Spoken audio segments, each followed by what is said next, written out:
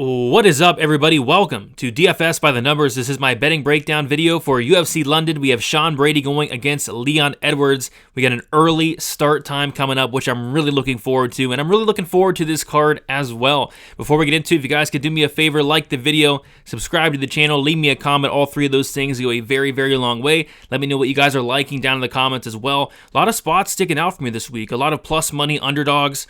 And yeah, can't wait to talk about it. So yeah, 2025 seems to be the year of the dog.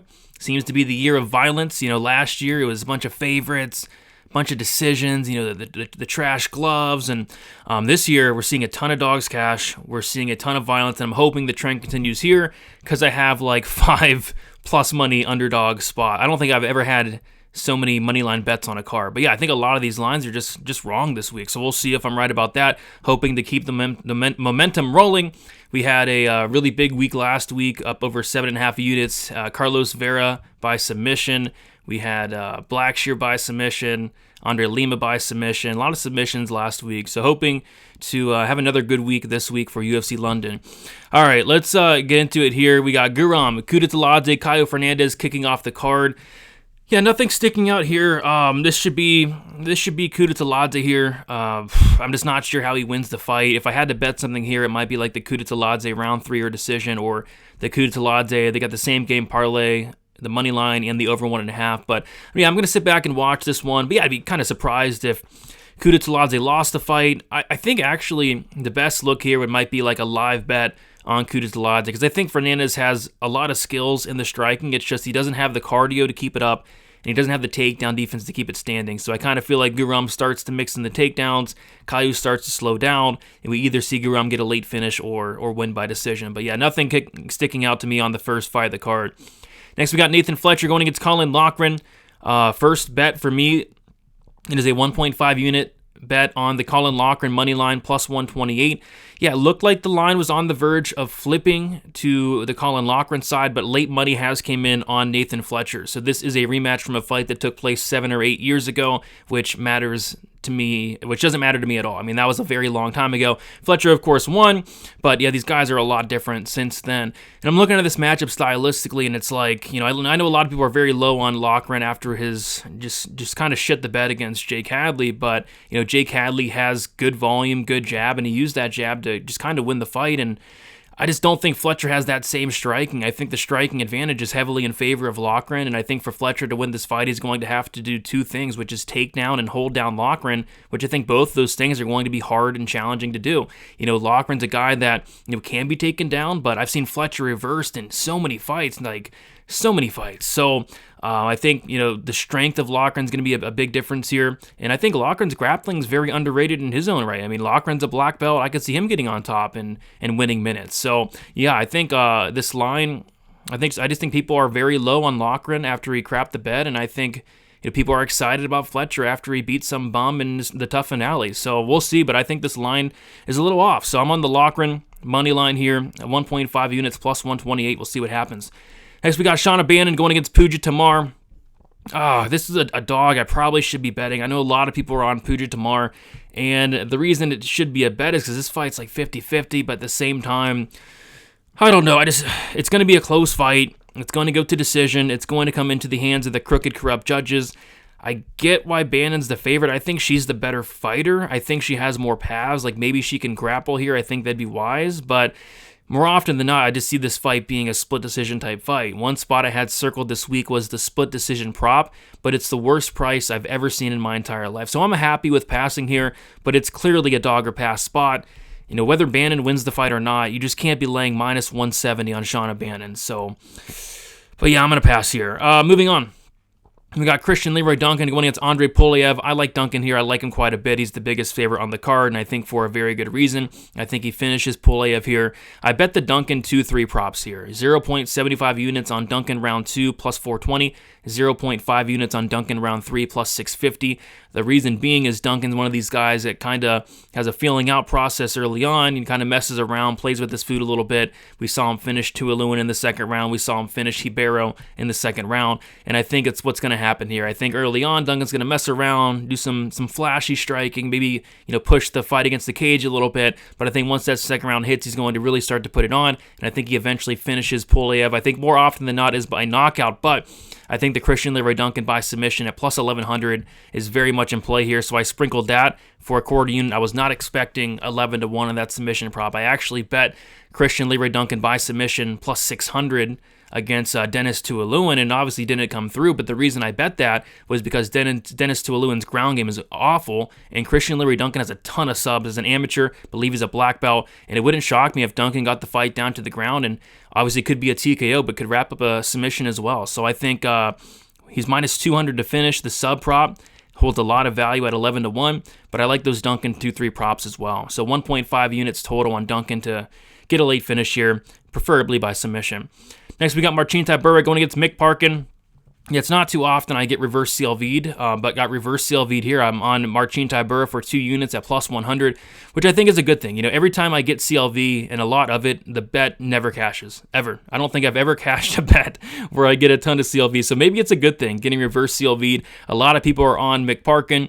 For me, I think Parkin's best case scenario, best case, is a split decision, very, very close fight on the feet that takes place on the feet for 15 minutes. Whereas Tybura, I think his best case scenario is looking like a massive favorite. If it turns out that Tybura can get takedowns and get on top, win minutes, win moments on the ground, I think he can look like a massive favorite. I just think Parkin, it's a show me spot here. I mean, he's going to very close fights with guys like Muhammad Usman. He's going to very close fights with guys like Kyle Machado. That Kyle Machado fight was very close. He got outlanded 2-1 at distance. I'm not convinced that Mick Parkin is like some amazing fighter. And when Tybura is losing, he's losing to very good fighters in the heavyweight division. So, yeah, I mean, Parkin he's young. The big narrative is he trains with Tom Aspinall, but Tom Aspinall is not going in there and fighting Tybura. If he was, I'd be betting the Parkin side, but he's not. So I like Tybura here. Reverse CLV'd. Let's see if we can get the win there. But I like Tybura. I think he wins by, could be any method, but I'm leaning like a decision, mixing in the takedowns, being competitive in the striking. Moving on, we got Lonnie Kavanaugh going against Felipe Dos Santos. Yeah, nothing sticking out here. What I do like, though, is they got the point spreads. I think the plus 3.5 point spread for Felipe Dos Santos is a good look. They also have the alternate point spreads. I think the plus 5.5 point spread is a good look. For me, I do have the plus 5.5 point spread in a parlay. I did a 4-leg Hail Mary parlay. I'll give it out at the end of the video, but the reason I went with the plus 5.5 rather than the plus 3.5 is because last week, Kurt Hollabaugh, I was looking at the plus 3.5 all week. Luckily, I didn't bet it, because if I did, I'd been so pissed off. But the Kurt Hollabaugh plus 3.5 somehow, some way, doesn't cash because of the crooked, corrupt judges. They gave Alexander Hernandez a 30-27 scorecard out of nowhere. So, but yeah, I like that plus 5.5. I think it's a great parlay piece, a great straight bet in general, to be honest. I mean, this guy cashed the plus 5.5 against a guy like Andre Lima and a guy like Manel Kape. So, yeah, I like that plus 5.5 for Felipe Dos Santos, and I put it in my Hail Mary parlay, and I'll keep it at that. Nothing much sticks out, but I think the fight's going to be closer than the line does indicate. Next, we got Jai Herbert going against Chris Padilla. This is my first bet of the week. Got into this one early. I got Chris Padilla plus 100 for 1.5 units. The lines really stayed the same throughout the entire week. And it's about a pick 'em. Minus 110 each way. You can still get plus money on Padilla on some books. But yeah, this is a case where, Jai Herbert, is he the more skilled fighter? Yes. Jai Herbert, has he fought the much better competition? Yes. But Chris Padilla, this is a guy that I think people are just going to continue to sleep on, because you go back and you watch some fights of Chris Padilla outside the UFC, and yeah, a lot of terrible things you don't like to see. You see him slowing down. You see him being very hittable. You see him maybe not having the best control on top. You see him breaking. You see him getting finished. And then you look at when these fights were, and it's like, oh, 8 years ago, 9 years ago. And one thing I think we forget to realize when we're researching these fights, and it's great to go back and watch tape, and fighters can improve, and boy, has Chris Padilla improved so much. I mean, you go and watch his 2 UFC fights. This is not the same guy that you watch a couple of years ago. This guy's gotten better and better, seems to be taking his career very seriously, and in this fight, I think he has all the finishing upside at this stage of his career. Jai Herbert is not interested in finishing anybody. He's completely changed up his style. He's being a lot more hesitant in there. He's being a lot safer in there, and he needs to, because he's 37. He's taken a lot of damage. He's not durable. So yeah, Chris Padilla, I think, is more dangerous. The finish only for Chris Padilla is minus 200. and I think that's for a very good reason. I think Padilla has all the grappling upside, so at plus 100, I took the 1.5 unit shot. This could be close. It could go to decision. Could be like a Jai Herbert split decision type situation, but I just feel like Chris Padilla has more ways to win. I could see a Padilla knockout. I could see a Padilla sub. I could see a Padilla damage-based decision. So I'm on the Padilla side here, but I know a lot of sharp guys that are on Herbert, and I get it. This guy's fought a lot of great competition. He's a very good striker. He's in his hometown, but I think Padilla's got that dog in him, and I think he's going to make this a dog fight. Moving on, we got Morgan Charrier going against Nathaniel Wood. Yeah, so this a lot of money's coming in on Nathaniel Wood here.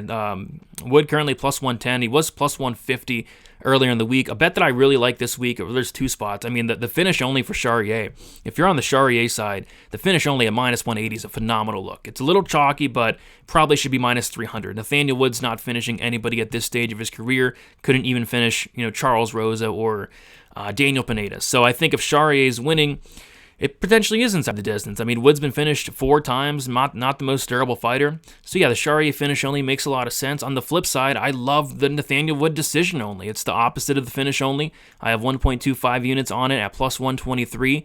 I like the decision only because it takes away the chinniness, the durability of Wood. If the fight finishes, the bet voids, and if the fight goes the distance, Morgan Charrier is like 5-9 in decisions, a terrible decision record, whereas Nathaniel Wood, I believe he's like 7 or 8-2 in decisions. So on top of that, we're in London, which is going to obviously go to the hometown guy in Wood potentially in a close fight, and I think it is a close fight. Morgan Charrier's gone to many close fights. So yeah, I like Wood here. I like that Wood decision only, my favorite spot of this fight. But yeah, should be a close fight. I think a pick'em more so makes sense for me personally. Jordan Vucenic going against Chris Duncan. I did parlay up Jordan Vucenic last week with Damon Blackshear. Blackshear gets it done with flying colors, and now I just need Vucenic to win to close out this parlay. I had 2.5 units on it at minus 160. So yeah, I like Vucenic to win. How does he win? Could be any method. Could be decision. Could be submission. Could be knockout. I do lean submission, but I also lean inside the distance. The inside the distance line has taken a lot of steam. It was plus money for a second. Now it's minus 140, minus 125 best price. I did throw Vucenic inside the distance into my Hail Mary 4-leg parlay. Duncan's been finished twice, once by knockout, once by sub. I think there's a big levels difference in terms of the grappling. I think Vucenic wins this fight and wins it inside the distance. So yeah, I have that 2.5 unit parlay. Just need Vucenic to win. That's it. And then I also throw that inside the distance prop into my 4-leg Hail Mary parlay. Alexia Thainara going against Molly McCann. Interesting that a lot of money is coming in on Thainara because she has taken this fight on short notice. But yeah, I mean, I was very impressed with Thainara. I think she's very good, to be honest. Solid grappler, 6-7 submissions on her record. I think that could come into play here. The striking looked better than ever in her Contender Series fight. I think she's leveling up at a rapid rate. She's still young, 29 years old. So yeah, I think Thainara is solid. Am I laying minus 210 on her? Absolutely not. Especially with the short notice and the McCann in London. You don't like that. But yeah, I think Thainara wins. I have a half unit shot on Thainara by submission at plus 500. I think that's very much on the table. Another spot that I don't mind is the fight ends by submission at plus 340. I think that's an interesting look. And I even don't mind the fight doesn't go to decision. It's sitting at plus 160. I think either fighter's live for a sub. These ladies have been subbed 4 times combined out of their 7-8 losses. And if Thainara is not ready for the UFC level, maybe McCann does knock her out. So yeah, I like violence here. I like the fight doesn't go. I like the fight ends by sub. And I bet the Thainara by submission prop at plus 500 for half a unit. I think that is very, very live. And she is calling for the sub as well, which I do like. Next, we got Gunnar Nelson going against Kevin Holland. We got Gunnar Nelson about to pick a minus 115, Kevin Holland plus or minus 105. I got in on Kevin Holland at plus 120 for 1.25 units. Do I feel great about it? No. It's Kevin Holland, and this is a very sketchy fight, but at the same time, this is a fight Holland should absolutely win. When Holland's losing fights, he's losing fights to, big, giant middleweights like Roman Dolidze, Derek Brunson, Marvin Vettori, these very strong guys, Hamzat Chimaev, guys like that, right? Even Rene de Ridder. This guy, de Ridder, fought at light heavyweight. So Gunnar Nelson is not that. Gunnar Nelson does not fit that build. Holland's going to be bigger in this matchup. And Holland has not lost a fight at welterweight where guys are taking him down and controlling him and subbing him. It just doesn't happen, and Gunnar would be the first to do so. Gunnar Nelson, 2 fights in the last 5 years, and quite frankly, I'm just not impressed with a decision win against Takashi Sato. I'm just not. That guy's been submitted like 5 times, and then he submitted Brian Barberena, which I'm not impressed with as well. I was on Gunnar sub there like everybody was. Barberena had like back injury, neck injury. I think he even retired after that fight or the fight after. I don't think Barberena's on the roster anymore. So, yeah, if he beats Kevin Holland here, it'd be an incredible win because it'd be his best win in, 6-7 years. So, yeah, one last ride. Kevin Holland, I think he wins this fight. I think it could be by knockout. I think it could be by decision. Could even be by club and sub, but I don't care how it happens. I think Kevin Holland should win this fight. Terrifying to bet on this dude. I think he's an idiot, but yeah, I think the line is wrong here.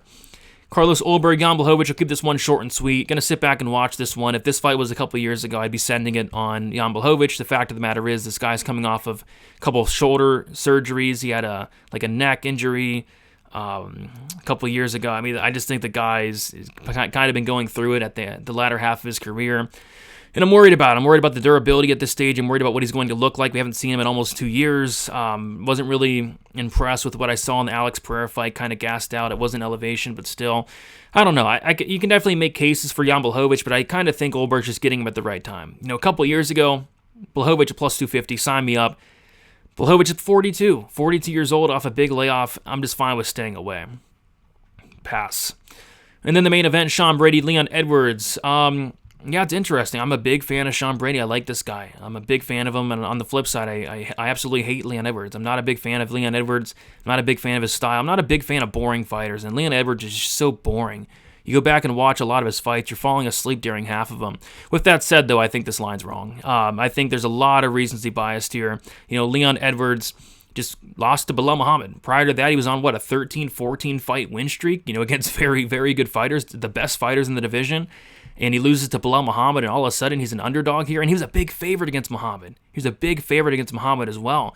Sean Brady went out there and beat Gilbert Burns, but Burns is 38, man. I mean, Burns has taken a ton of damage. I don't know. I think that people are really overrating Sean Brady after his win against Gilbert. Yes, he looked phenomenal, but against Gilbert Burns. So, yeah, I think this line's just wrong, man. I have 1.25 units on Leon Edwards at plus 140. Could Brady take him down and control him out of 3 of the 5 rounds? Maybe sub him? Yeah, maybe, but I'm just not convinced. I'm not convinced that Sean Brady is at Bilal Muhammad's level. I mean, we saw him fight before, right? And it wasn't even close. So, yeah, give me the dog shot here on Leon Edwards. I don't love it just because I don't like Leon Edwards, but I see value there. I see value. We'll see what happens. So, yeah, quick recap of the bets for this week. We got a lot of plus money dogs. Hoping a couple of these dogs come through. Leon Edwards, 1.25 units, plus 140. Kevin Holland, 1.25 units, plus 120. 1.5 units on Chris Padilla, plus 100. 1.5 units on Colin Loughran, plus 128. 2 units on Marcin Tybura, plus 100. Got reverse CLV there. I got Vucenic closing out my Blackshear parlay. 2.5 units came out to minus 160. I got Nathaniel Wood decision only, 1.23 units plus 125, or 1.25 units plus 123. I have Christian Leroy Duncan wins in round 2, 0.75 units plus 420. Christian Leroy Duncan wins in round 3, half a unit plus 650. Christian Leroy Duncan wins by submission, quarter unit plus 1100. Alexia Thynar wins by sub, half a unit plus 500. And then my 4-leg Hail Mary parlay, 4 legs, 1 dream. Christian Leroy Duncan inside the distance, minus 160. Jordy Vucenic inside the distance, minus 125. The McCann-Thynar fight doesn't go the distance, plus 140. And then the plus 5.5 points handicap on Felipe Dos Santos, minus 145. That comes out to plus 1,086 for a half unit on that. Best of luck, everybody. Hoping the dogs bark and hoping we have a fun card for UFC London. We'll talk to you guys very soon. See you.